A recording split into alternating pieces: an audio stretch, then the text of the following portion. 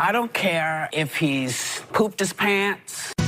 Welcome to the BJ Show. Let's rock and roll. Rock and roll. Come on, everybody. Let's lose control. Brad and John, they're the ones to follow. Yeah, ready for the ride. It's the BJ Show. BJ Show. Well, not the best start to the show, but we're on the air, right, John? Who would know that it wasn't the best start to the show, Brad? Nerd butts like me. That's John Combest, C-O-M-B-E-S-T. Every single day for the past 22, soon to be 23 years, he puts together the list of all the interesting stuff you should be looking at. 20, 30, 40, sometimes even 50 different stories from all over the state of Missouri, political, governmental, that kind of stuff. Usually doesn't do too much on, like local municipal kind of stuff, but lately that's been changing because there's all sorts of crazy local municipal stuff that ends up in the state interest. Right, John? That's right. That's a good way to put it, Brad. And here we have this guy, and his name is... I'm Casey Kasem. And what do you do, Casey? We're on our way to the number one. He counts them down, and we start off with... In third place. Starting with a St. Charles County elected official, State Senator Nick Schroer was on Scott Fawn's midweek update yesterday, talking about a whole host of topics, Brad. Scott had Senator Schroer on specifically to talk about the death of the St. Louis police officer at the hands of a drunk, illegal alien. So Senator Schroer has strong connections with law enforcement. He's known as one of the strongest advocates for law enforcement in the state of Missouri when it comes to the legislature. So Schroer was able to give a little bit of background on what he's heard, a little bit more that he's heard about the case, the fact that this gentleman, this criminal, should have been deported years ago, and a look at kind of what the states can do to better coordinate in the face of ICE doing nothing, or in the face of the Biden-Harris administration doing nothing to deport illegals. Senator Schroer also talked on the show about the unregulated hemp products. And I know, Brad, you're going to talk to someone in segment 3 in our C block today about that topic.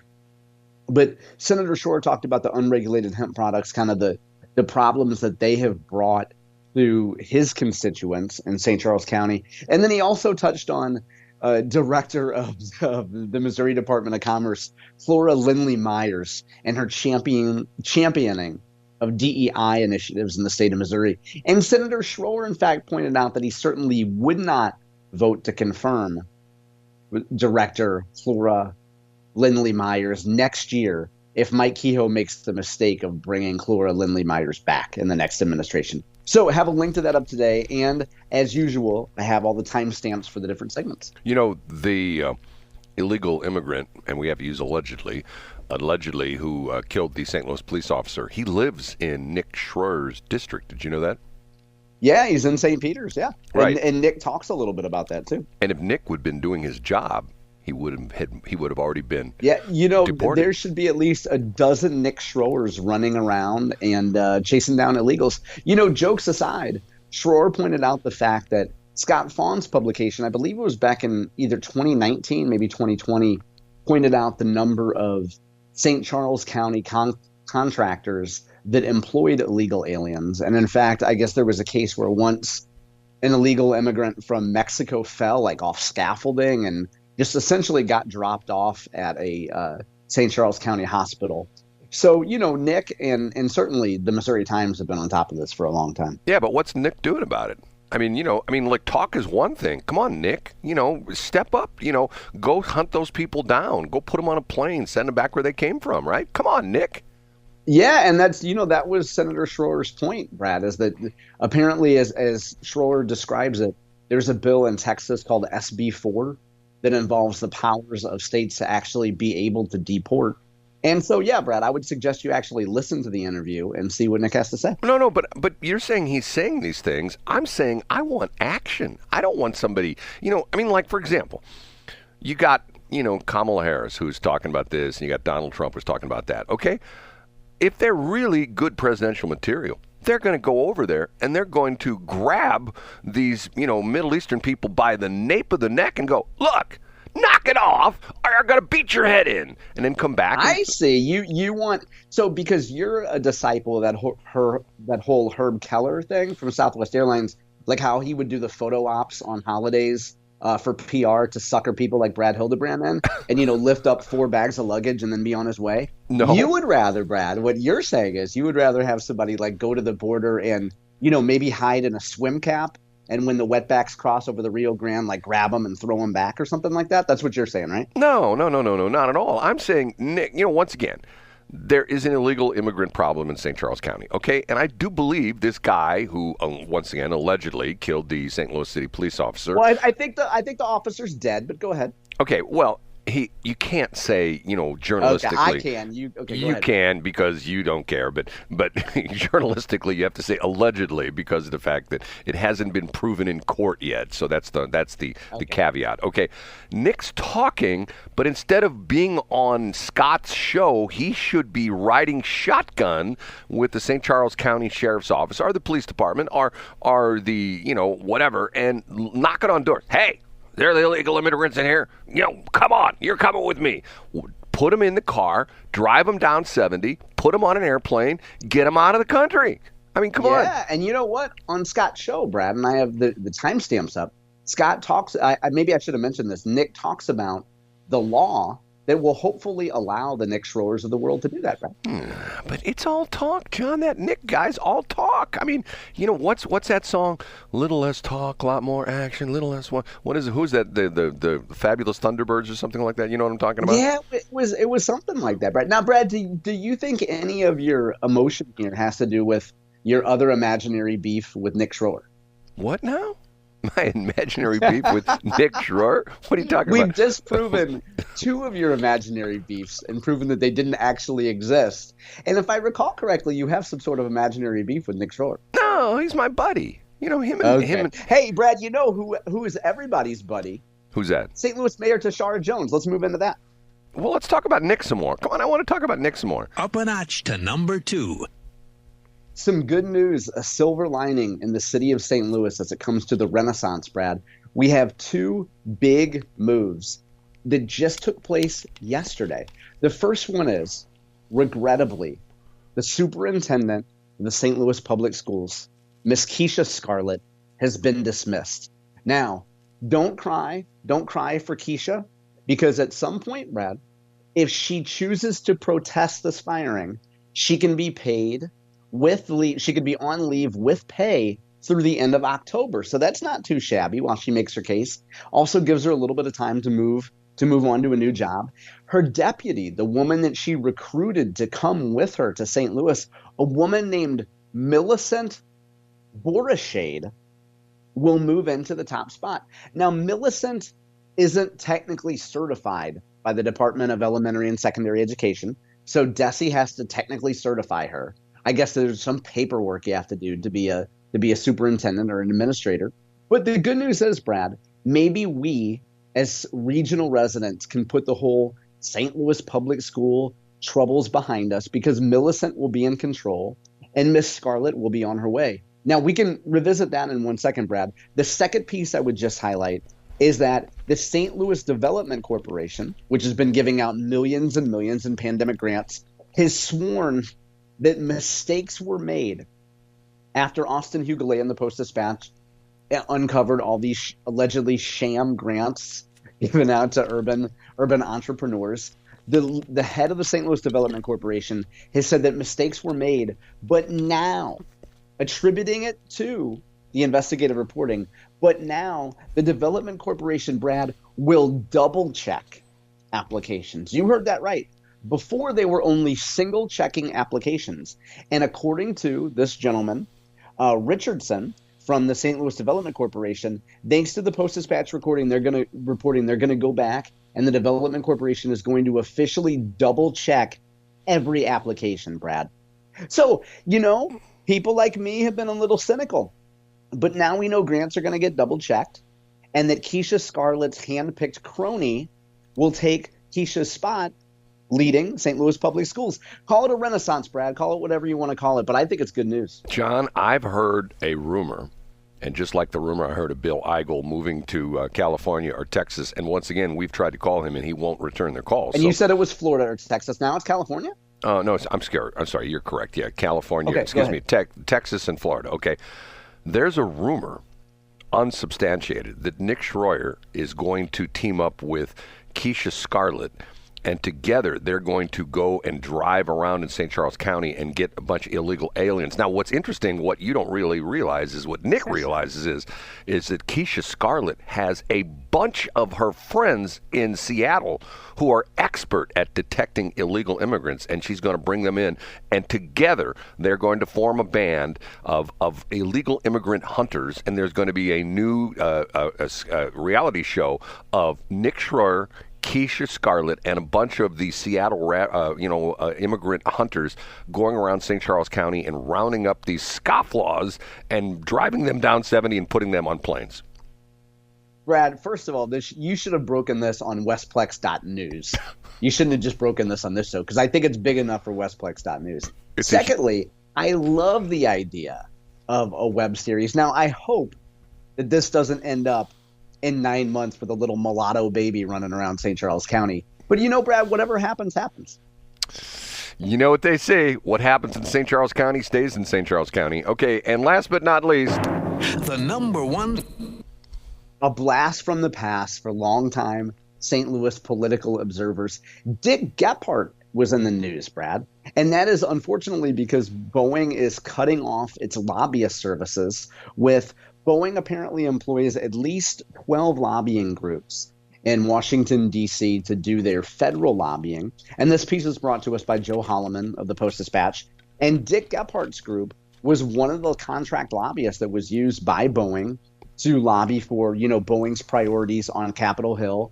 And Boeing has announced, the original reporting came to us from Politico. Politico says that Boeing is, because of the strike and because of the effect on Boeing's business, Boeing has lopped off a bunch of lobbyists. Now, the Gephardt group only got $80,000 this year, which is a pittance to a company like Boeing. But the Boeing was, according to this reporting, the number 2 client for Dick Gephardt's group. So it's a little bit of money. I mean, $80,000 for a DC lobbyist group to get isn't a big chunk of change, but it's significant in the broader scope, Brad. What effect will the Boeing challenges have on the local workforce here? So John, that's our number one story today, Brad. John, what you don't understand is that that's not that big of a deal, because Dick Gephardt is now teamed up with Nick Schroer and Keisha Scarlett, and they're going to go around in St. Charles County and round up all the illegal immigrants. Wow. I didn't know. I guess Dick will have a little bit more time. Now, to be fair, though, I heard another rumor, speaking of rumors, that Dick Gephardt is actually teamed up with the Hoffmans, because, the Hoffmans have gotten a lot of great media coverage lately in Chicago because of their purchase of Oberweis. And I don't know if Dick Gephardt has ever mentioned this, but he's the son of a milkman. Did you ever know that, Brett? I did know that. I don't think he ever mentioned that in every one of his stump speeches. But apparently the Hoffmans have looked at him and said, hey, we need somebody with experience in milk, and we know that it's probably genetic in Dick. Hold on a minute, I got a cough here. Hold on. What I was going to say was, see, their revelations, I did know that about Dick Gephardt, but last night when I was listening to some of the news, something hit me that I didn't know. Did you know this about Kamala Harris? Did you know that she came from she was brought up in a middle-class family? Did you know that about her? Get out of town. No, I didn't hear that from her. I never knew that. I'm thinking to myself, holy cow, she's was brought up in a middle-class family.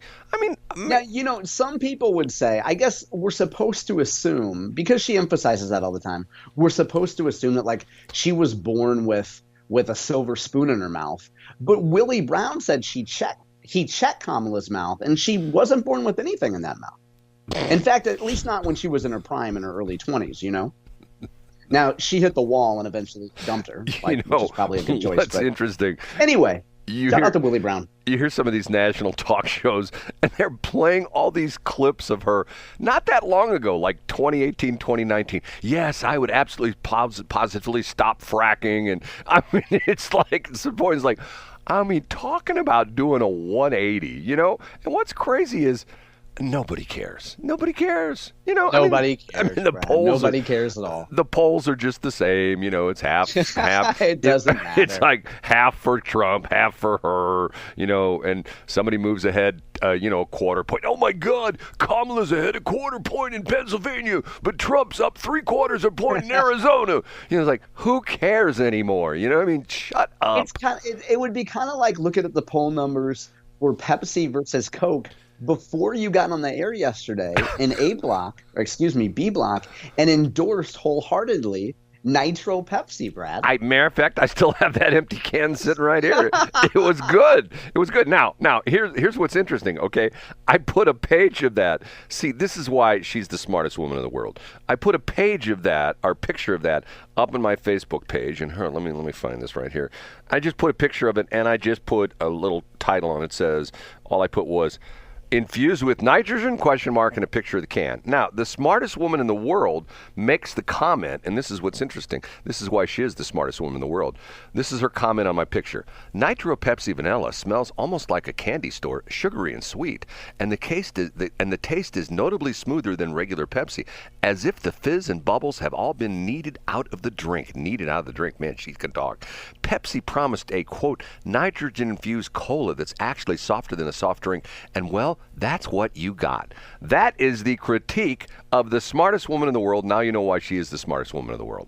That's awesome. And she listens to, for those who want to hear a little bit more about this, if you go to our September 24th show, you can get it on Red Circle, now that Red Circle has been fixed with some annotations, or you can go to the YouTube page. Brad, you gave exactly, I timed it yesterday, 6.5 minutes dissertation on nitrogen. So if anybody wants to know how nitrogen is used in welding and how nitrogen is used for other purposes, Dr. Brad Hildebrand gives a 6.5-minute dissertation on nitrogen. And my point was, it's also used to kill people since they're not using the drug cocktail anymore for executions. They're just putting a mask on them and putting.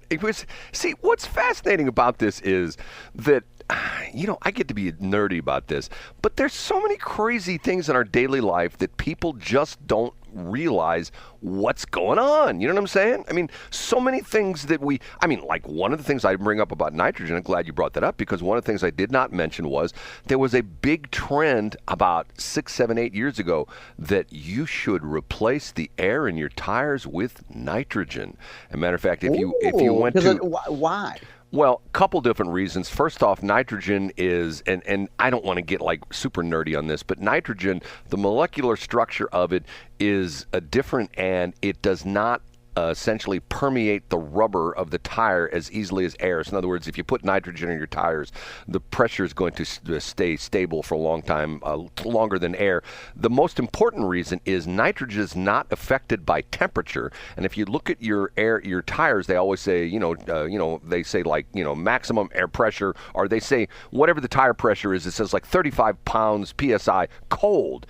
That's because as without air driving, right? Because as air heats and cools, it changes pressure where nitrogen doesn't. See, that's once again, Brad the nerd guy, but it's not And matter of fact, nitrogen is used in racing tires. They put nitrogen, same reason for that, because it does not cool and heat, and once again, it does not change. Nitrogen is just an amazing gas. But once again, boys and girls, if you put nitrogen, if you get a bottle of nitrogen and you decide you want to inhale it, you're going to die. So that's my warning to you, okay? Well, now, was this brought to us by Deputy Shagan, or the guy that does the PSAs on Westplex? Well, no. What's sort of interesting about this is Nick Schroer has decided that he is... Why do you add an I in his name? There's no I in Schroer. Say his name. Schroer. Schroer? Schroer. Schroer. He needs to put some more vowels in there. There's not enough vowels in there. Yeah, absolutely not. He needs to team up with a Polak, the ones that are named like Rabarzik or whatever, that have all consonants. No, he needs to be... And then maybe they can work out like a package deal. No, he needs to be a ski. Schroersky. That's what he needs. Yeah, Shorsky. Yeah. Right, Shorsky. But then he'd have to move out of St. Charles County. Thanks for checking out the Brad and John Show podcast. This segment of the show is brought to you by John Combest's book, Stalking, Harassment, Internet Trolling, A Guide to Recovering and Rebuilding After Online Attacks. It's a great reference if you've ever been the unfortunate target of a social media attack. It's available on Amazon. Just search John Combest. That's Combest, John Combest, and the book will show up in your search results. Now it's time for another segment of the Brad and John Show. Can you handle it?